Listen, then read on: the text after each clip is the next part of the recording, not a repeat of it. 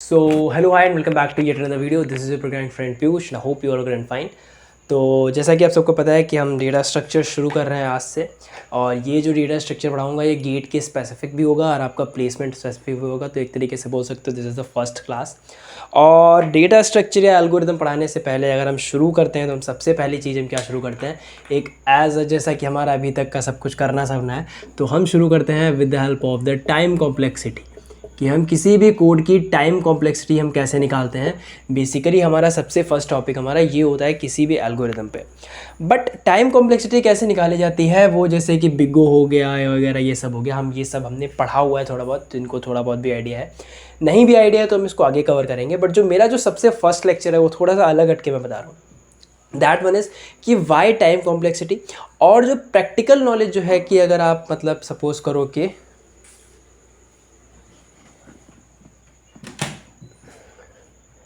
अगर आप just like suppose करो कि आपको पता होगा कि टाइम कॉम्प्लेक्सिटी इज समथिंग, कि आप कितना उसका किसी भी एल्गोरिदम किसी भी प्रोग्राम का आप टाइम कितना रिड्यूस कर सकते हो। अब बेसिकली टाइम क्या डिफाइन होता है, टाइम को अगर मैं डिफाइन करने चलूँ तो एक तरीके से बोला जाता है कितने नंबर ऑफ ऑपरेशंस है, कितने नंबर ऑफ स्टेप्स वो कर रहा है कोई भी कोड उसको पूरा एग्जीक्यूट होने के लिए।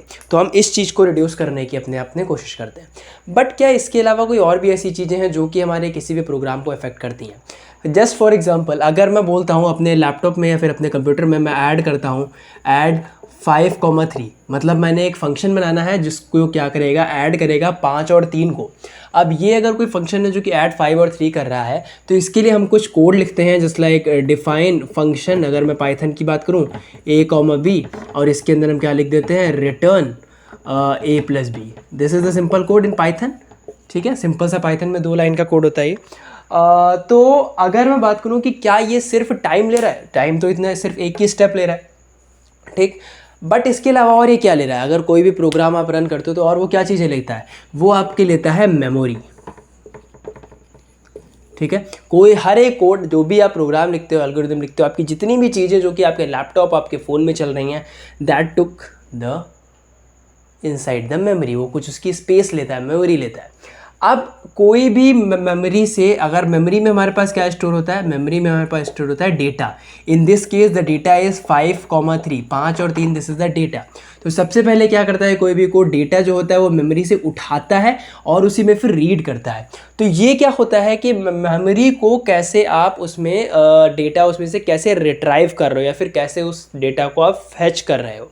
तो आजकल के टाइम पे जो भी प्रोग्रामर होता है या फिर जो भी प्रोग्रामिंग करता है वो 2 चीज़ों पे बेसिकली ध्यान देता है। एक तो कॉस्ट ऑफ ऑपरेशन, कि कितने नंबर ऑफ ऑपरेशंस उसके चल रहे हैं, यानी कि उसको कितना ज़्यादा ऑपरेशन कम करना है, मतलब उसको टाइम कम करना है। सेकेंड थिंग, उसको फैचिंग ऑफ डेटा भी कम करना है, मतलब कितना कम से कम डेटा वो फैच कर सके फ्रॉम द मेन मेमोरी। अब ये मैं बताऊँगा मेन मेमोरी वगैरह क्या होता है। तो इन 2 चीज़ों पे बेसिकली ध्यान दिया जाता है कि नंबर ऑफ ऑपरेशंस प्लस, यानी कि अगर मैं यहाँ से बात करूँ तो नंबर ऑफ ऑपरेशंस, जिसको हम बोल देते हैं टाइम कॉम्प्लेक्सिटी, और ये होता है नंबर 1। और नंबर 2 पर हमारे पास क्या आता है, मेमोरी रेफरेंस। ठीक, मेमोरी रेफरेंस और हमारे पास टाइम कॉम्प्लेक्सिटी।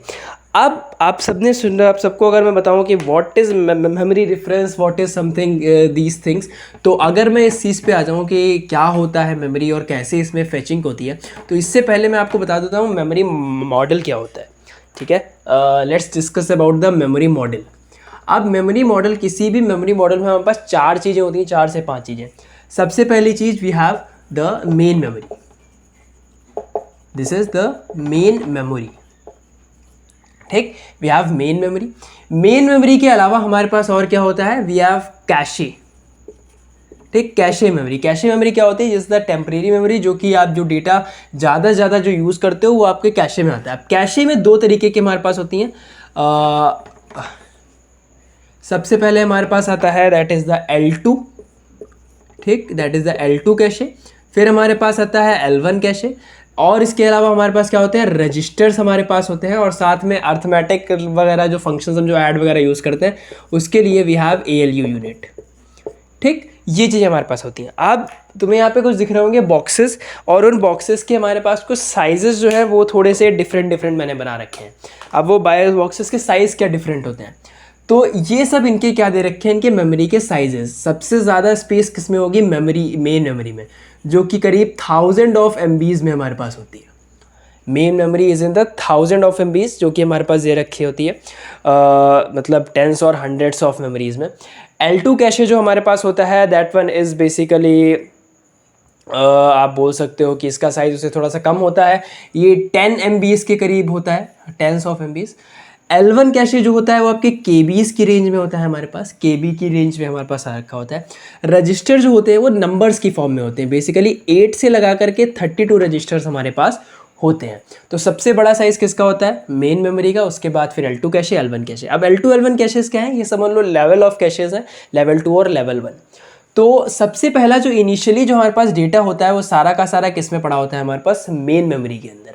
अब अगर कोई डेटा तुम्हारे पास मेन मेमोरी के अंदर पड़ा है, let us suppose we are performing an addition operation, हमने एडिशन ऑपरेशन किया, तो सबसे पहले क्या होगा कि जो डेटा होगा वो कैशे में से निकल के आएगा।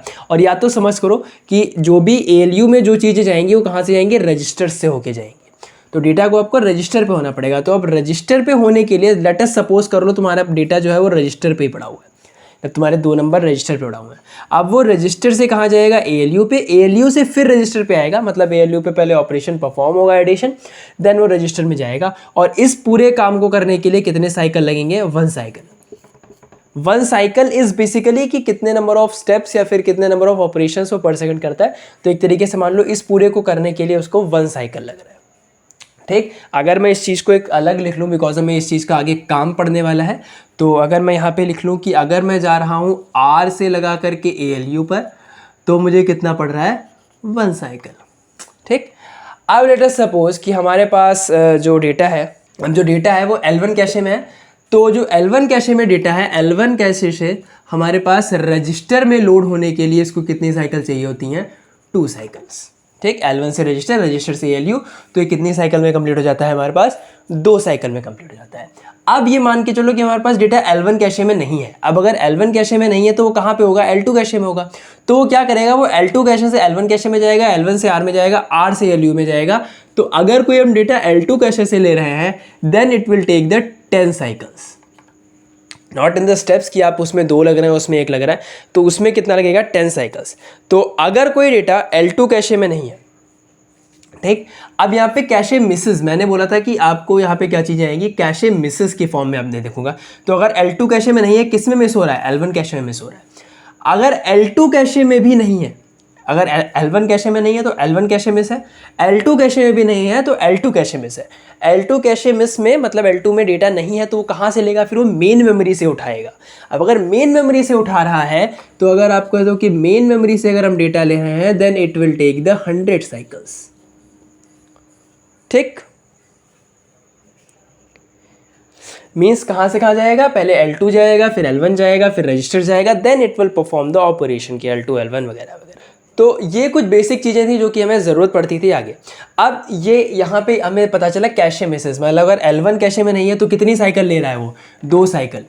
L2 कैशे में नहीं है तो 10 साइकिल, सॉरी L1 कैशे में नहीं है तो 10 साइकिल लेगा, L2 कैशे में नहीं है तो फिर वो मेन मेमोरी से उठाएगा और वो 100 साइकिल लेगा। मतलब कि यहाँ पे मेमोरी डिफरेंस ज़्यादा, मतलब ये ज़्यादा चीज़ें ले रही हैं। तो इसका मतलब है कि हमें कुछ ऐसा करना पड़ेगा कि जिससे कि ये चीज़ें ना लें। अब अगर हम कुछ ऐसा करेंगे कि जिससे कि डेटा सीधे L2 में ही आ जाए या L1 में आ जाए, मिस ना हो, बट तो फिर इसका अगर हम ना भी करते हैं तो इसका इफेक्ट क्या पड़ेगा, मेन चीज़ हमें ये देखनी है कि अगर हम इफेक्ट पढ़ने की बात करें तो इसका इफेक्ट क्या पड़ेगा। Let us suppose, let me change the pen के एक आराम से एक बात सुनो। जैसे कि हमारे पास दे रखा है A is equal to B plus C, ठीक है। ये हमारे पास एक छोटा सा बोल सकते हो कि एक ऑपरेशन दिया हुआ है, ठीक, जो कि हमें इसमें परफॉर्म करना है। A is equal to B plus C। अब मेमोरी में किस तरीके से होता है ये, पहले क्या होता है, लोड A, ठीक, A लोड होगा, देन हमारे पास क्या होगा, लोड B, देन हमारे पास क्या होगा, add A plus B, and then क्या होगा, स्टोर हो जाएगा, स्टोर इनटू C। ठीक, ये 4 ऑपरेशन होते हैं, नंबर 1, नंबर 2, नंबर 3 और नंबर 4। अब सबसे पहले A और B होंगे, लोड होंगे जा करके, देन उसके बाद क्या होगा, उसको स्टोर करेंगे हम, मतलब ऐड करेंगे। ऐड करने के बाद what we will do the store in our memory या फिर इनटू अ रजिस्टर।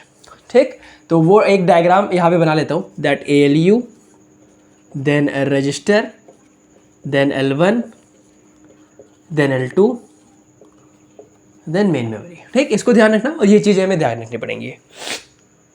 ठीक है, तो इसका बेसिकली मतलब यही होता है कि हम इसको ऐसे कैसे कर सकते हैं, तो इस सब चीज़ों को ध्यान रखना पड़ेगा हमें।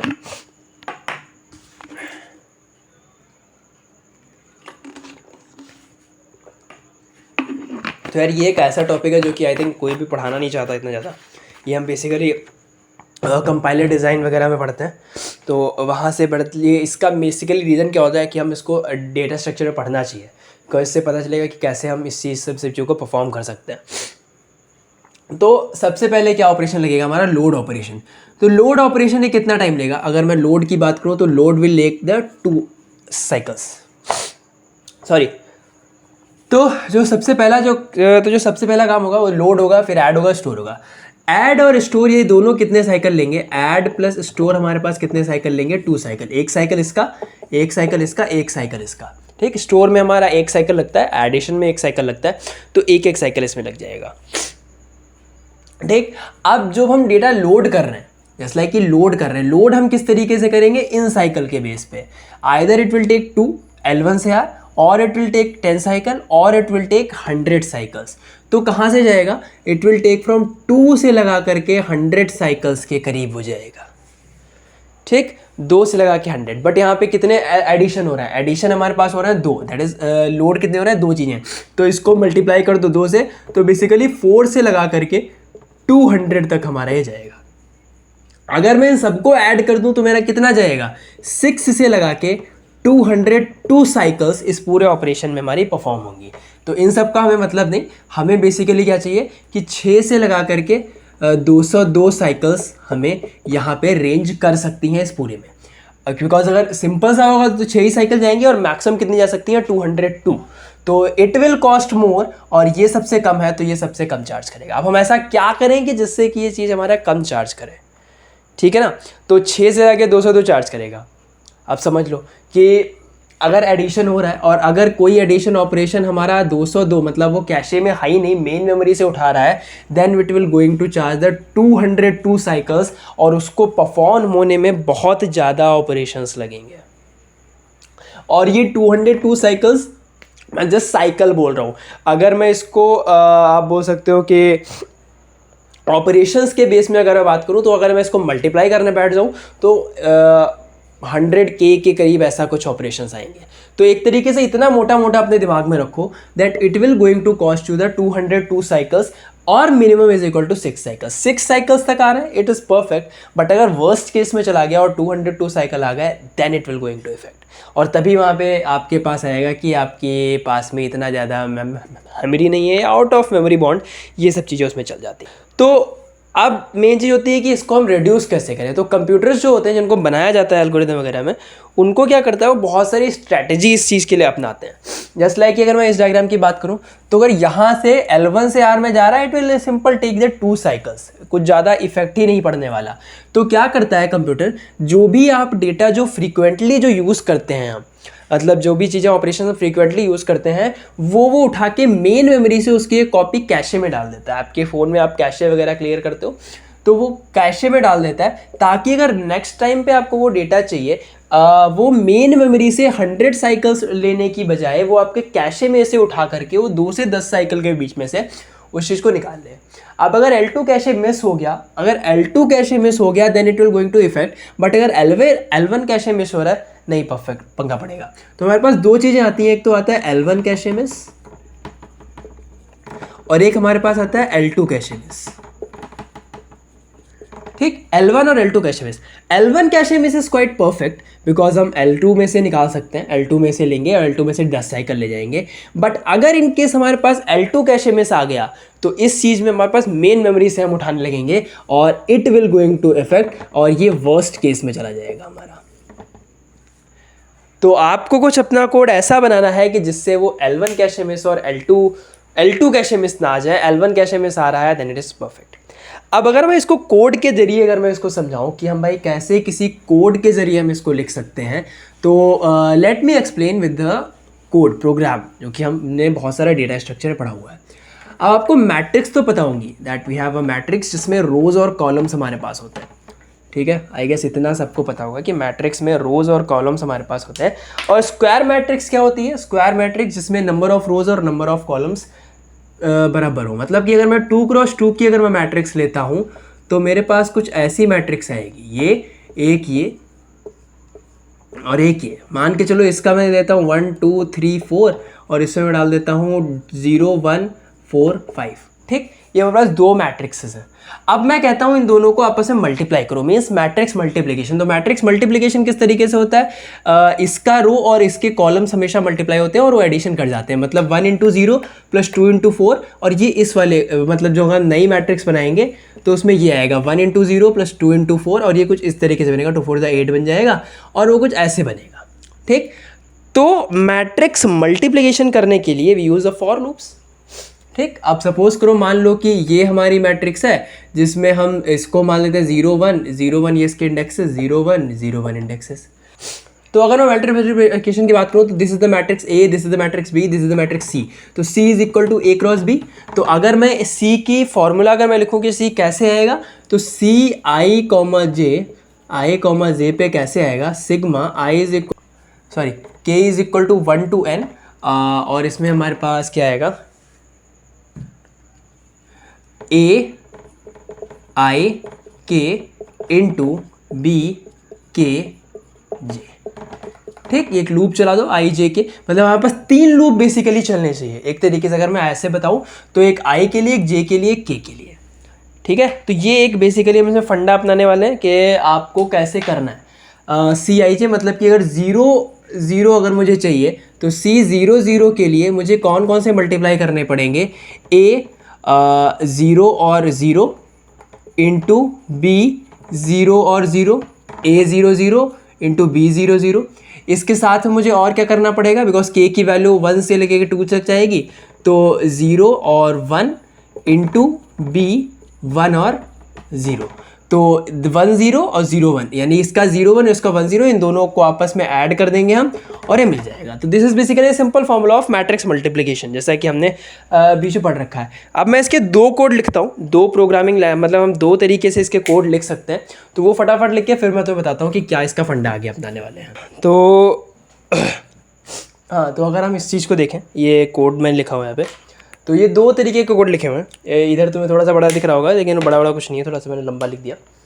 तो मान के चलो हमारे पास एक फंक्शन है, थोड़ा सा छोटा दिख रहा होगा बट बड़ा करके देख लेना, जूम कर दूंगा मैं। अगर मान के चलो हमारे पास ये फंक्शन है m1,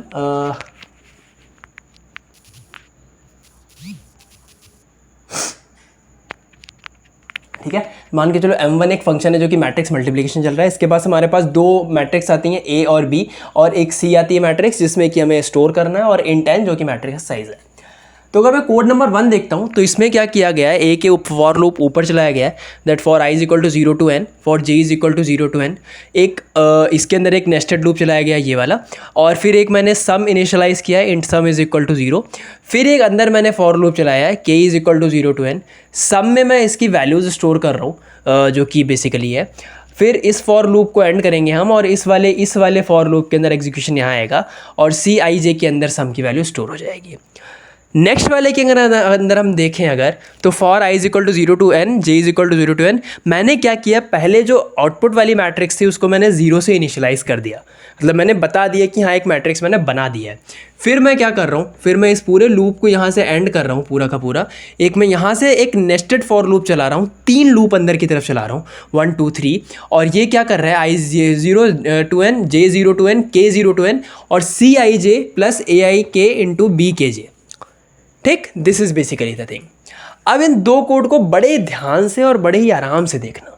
अगर मैं सबसे पहला वाला कोड अगर तुम्हारे सामने रखूँ, this is the first one. अब देखना यहाँ पे क्या इसे फंडा क्या आता है। अगर मैं इसमें I और J की वैल्यू और K की वैल्यू, मान के चलो हमारे पास लूप कुछ ऐसा चल रहा है I J K। ठीक, पहले I है, फिर J है, फिर K है। अगर मैं इनकी पोजीशंस को अगर मैं चेंज कर दूं तो क्या हमारे कुछ मैट्रिक्स पे इफेक्ट पड़ेगा? एक बार ये ध्यान से देखो। ठीक, अगर मैं इन लूप्स को चेंज कर दूँ, अब सबसे पहली बात देखो, इसमें 3 लूप आ रहे हैं, इसमें 2 लूप एक्स्ट्रा आ रहे हैं, तो एक तरीके से बात करो कि कोड 1 जो है वो कम टाइम लेगा as comparison to code 2, because उसमें लूप कम है, नेस्टेड लूप्स कम है, तो वो चीज़ कम टाइम लेगा।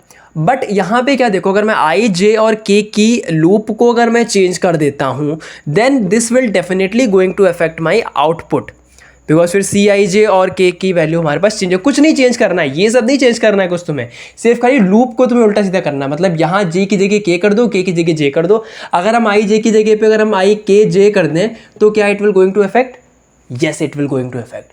बट अगर मैं इस वाले कोड की बात करूँ, द कोड नंबर 2, इसके अंदर पहले हमने उसकी वैल्यूज इनिशियलाइज कर दी। अब मैं क्या कर रहा हूँ, एक नेस्टेड लूप चला रहा हूँ जिसके अंदर मैं कोई सम वगैरह नहीं ले रहा और मैं सीधे जा करके वहाँ पे स्टोर कर रहा हूँ। अब अगर तुम ये मैट्रिक्स एक लगा के रखो, दैट इज 2 4 6 7, और एक मैं ये मैट्रिक्स लेता हूँ जो कि 1 2 3 4 ले रही है, तो अगर मैं करता हूँ कि i is equal to 0 to n, ये मतलब हमारा रो जाएगा और ये j हमारा ये जाएगा, तो 0 to n किया गया सी आई जे, मतलब कि सी मैट्रिक्स जो हमारे पास होगी, this matrix, this is the C, तो c 0,0 पे क्या आ जाएगा, a 0,0 इंटू b 0,0, ठीक। फिर यहाँ पे k की वैल्यू एक्सचेंज होगी तो क्या होगा, 0,1 इंटू b 1,0, ठीक, परफेक्ट। मतलब सबसे पहले क्या जाएगा, रोज लेंगे और इसकी कॉलम्स लेंगे हम, ठीक। सिमिलरली अगर मैं क्या करूं, अगर मैं इसको चेंज कर देता हूं आई के जे के टर्म में, मतलब के को मैं ऊपर ले आऊं,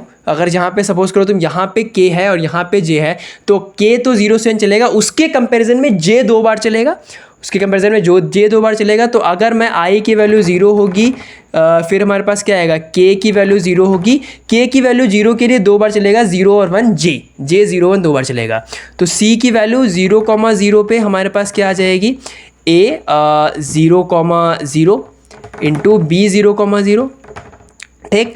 फिर हमारे पास सी 0,1 पे क्या वैल्यू आ जाएगी, ए 0,0 इंटू बी 0,1। अब देखो 0,1 पे इस वाले को करने के लिए तुम्हें क्या चाहिए, इसको इससे मल्टीप्लाई करना है, तो तुम्हें 2 और 2 तो मल्टीप्लाई करना ही पड़ेगा, ठीक। 2 और 2 तो तुम्हें मल्टीप्लाई करना ही पड़ेगा, तुमने कर दिया, ठीक, इसको इससे मल्टीप्लाई कर ही दिया। और सिमिलरली अगर तुम्हें यहाँ पे चाहिए b, और इसको किससे मल्टीप्लाई करोगे, इसको तुम इससे मल्टीप्लाई करोगे 0 0 को, और किससे मल्टीप्लाई करना है तुम्हें, इस वाले से 0,1 से, तो 0,1 से मल्टीप्लाई कर रहे हो, तो वो क्या करेगा इसमें, मतलब अलग अलग रोज से करता चला जाएगा। तो अगर मैं सिंपल सा, अगर मैं यहाँ पे तुम्हें फंडा बताऊँ कि यहाँ पे 0 i j k की लूप को अगर हम चेंज कर दें, एक बार करके भी देख लेना अपने कोड में, कोई इफेक्ट नहीं पड़ता, तो i j k अगर मैं इस कोड को, इस लूप को, अगर मैं ये वाले लूप की बात कर रहा हूँ मैं इतने की, इसको मैं परम्यूटेशन के हिसाब से मैं इसको कितने कॉम्बिनेशन में ले सकता हूँ, 3 फैक्टोरियल यानी कि 6, तो मैं इसके 6 डिफरेंट कॉम्बिनेशंस बना सकता हूँ मैं इस कोड को लिखने के लिए।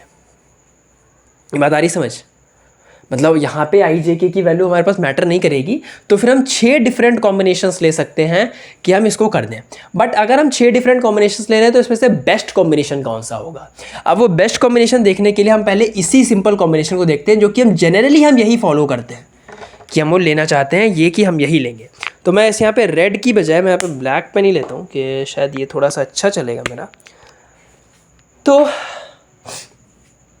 अगर मैं ये एक मैट्रिक्स ले लूँ, सपोज करो यहाँ पे कुछ नंबर दे रखे हैं, यहाँ पे कुछ नंबर दे रखे हैं, तो अगर सपोज करो i की वैल्यू 0 से n है, j की वैल्यू 0 से n है, तो i की वैल्यू 0 के लिए j की वैल्यू 2 बार चलेगी, j is the number of रोज। तो सबसे पहले इसमें क्या लेना है, 0। और अगर मैं मैट्रिक्स की बात करूं, अगर मेरे पास एक मैट्रिक्स है, तो अगर इसमें मैं मेमोरी एड्रेसेस लेता हूं, तो अगर ये 101 पे है तो ये 102 पे आएगा, बट ये वाला जो आएगा, जो यहाँ से जो रो चेंज हो जाएगी, वो तुम कह सकते हो थोड़ा सा स्किप करके, हो सकता है ये यहाँ से 1110 आ जाए और ये 1111 आ जाए। मतलब ये उसके कॉन्जिक्यूटिवली चलता है इन द कॉलम वाइज, और रो वाइज वो थोड़ा सा मेमोरी डिफरेंस ज़्यादा ले लेता है। तो अगर मैं इधर की बात करूँ तो i की वैल्यू 0 के लिए n और j की वैल्यू 0 के लिए n, मतलब इसकी रो चलेंगी और इनके हमारे कॉलम्स चलेंगे, पहले की रो और पहले दूसरे का कॉलम। तो इट मीन्स कि यहाँ से जो मेमोरी रेफरेंस लेगा वो तो उसके बराबर ही चलेगा, बट अगर हम यहाँ से मेमोरी रेफरेंस लेने की कोशिश करें तो ये मेमोरी ज़्यादा लेगा। इस मीन्स कि यहाँ पे हमारे पास क्या मिल सकता है, L2 कैशे मिसेस, ठीक। तो तो अगर हम आई जे के का कॉलम लेंगे तो हमारे पास L2 कैशेस में से ज़्यादा आएंगे, बिकॉज हम ये वाले पूरे कॉम्बिनेशंस को खाली छोड़ करके हम सीधे इस पे आ रहे हैं। और मैंने क्या बोला था, अगर तुम्हारे पास L2 कैशे में से आ रहा है then it will be the worst case combination, और उसमें तुम्हारे ज़्यादा ऑपरेशंस लग सकते हैं। चलो अब हम इस चीज़ को हटाते हुए मैं क्या करता हूँ, मैं यहाँ से मैं j इज़ इक्वल टू 0 ये पूरा हटाऊँगा और ये पूरा हटाऊँगा, और मैं क्या लेता हूँ यहाँ पे k is equal to 0 to n और j is equal to 0 to n। अब इससे हमने देखा था कि अगर मैं इससे अगर मैं बात करूँ तो मैं क्या देखूँगा कि अगर मैं ये ले रहा हूँ कि i is equal to 0 to n, k is equal to 0 to n, j is equal to 0 to n, तो c 0,0 पे मेरे पास क्या आएगा, सबसे पहले a i k यानी कि इसकी वैल्यू प्लस इंटू किसकी, इंटू इसकी वैल्यू, ठीक, दिस और दिस। नेक्स्ट टाइम हमारे पास क्या आएगा सी आई जे पे दिस एंड दिस। चेक करो एक बार, सबसे पहले क्या आ रहा है, आई की वैल्यू 0 फिक्स कर दी हमने, आई की वैल्यू 0 हमने फिक्स कर दी, के की वैल्यू 0 हमारे पास फिक्स हो चुकी है और जे की वैल्यू में ले रहा है, तो सी आई जे, तो सी एक बार 0 0 आएगा, मतलब अगर मैं आउटपुट मैट्रिक्स ले लूँ तो एक बार तो 0 0 लेगा, एक बार कितना लेगा 0 1 लेगा। तो इसके लिए हमारे पास ये कॉलम आएंगे 2 और हम इसको यहाँ से लेंगे। तो बेसिकली द थिंग इज़, अगर हम ऐसे करते हैं तो हमारे यहाँ पे L1 कैशे मिस तो हो गई, L2 कैशे मिस भी होगा, ये नहीं कि यहाँ पे L2 कैशे मिस नहीं हो रहा है, but as comparison to the previous one just like I J K वाले मेथड से, जब हम रो से सीधा कॉलम पे जा रहे थे, हम एक मेमोरी रेफरेंस सीधा स्किप कर रहे थे मेमोरी एड्रेसेस को, तो उसके कंपेरिजन में यहाँ पे L2 कैशे थोड़ा सा कम होगा। तो L2 in I K J is obviously less than L2 in I J K, ठीक है। तो ये थिंग इफेक्ट करेगी और इससे क्या होगा, this will going to take a much less memory reference as comparison to I J K. तो ऐसा कुछ फॉर लूप का सीक्वेंस भी हमारा बहुत कुछ चेंजेस कर सकता है। अभी तक तुम लोगों को लग रहा था कि यार कैसे भी लिख दो आई जे के, लिख दो आई के जे के, लो क्या फ़र्क पड़ता है, बट हाँ बहुत ज़्यादा फ़र्क पड़ता है अगर तुम डेवलपमेंट के टर्म में, डिप्लॉयमेंट के टाइम पे अगर जाओगे किसी भी सॉफ्टवेयर को लेकर के, तो अगर वो ज़्यादा टाइम लेगा then client will reject your offer, okay. तो इन सब चीज़ों को ध्यान रखना, ऐसे ही चैनल पे आते रहेंगे नई चीज़ें। अभी हम इसके बाद सीधे बिगो वगैरह आता है तो उसके बारे में सीधा बात करेंगे, और मैं तुम्हें ट्रिक्स बताऊंगा किस तरीके से तुम बिना कुछ ज़्यादा बकवास किए एक ईजी तरीके से तुम टाइम कॉम्प्लेक्सिटी निकाल सकोगे। ये तो थोड़ा सा लंबा वीडियो चला गया।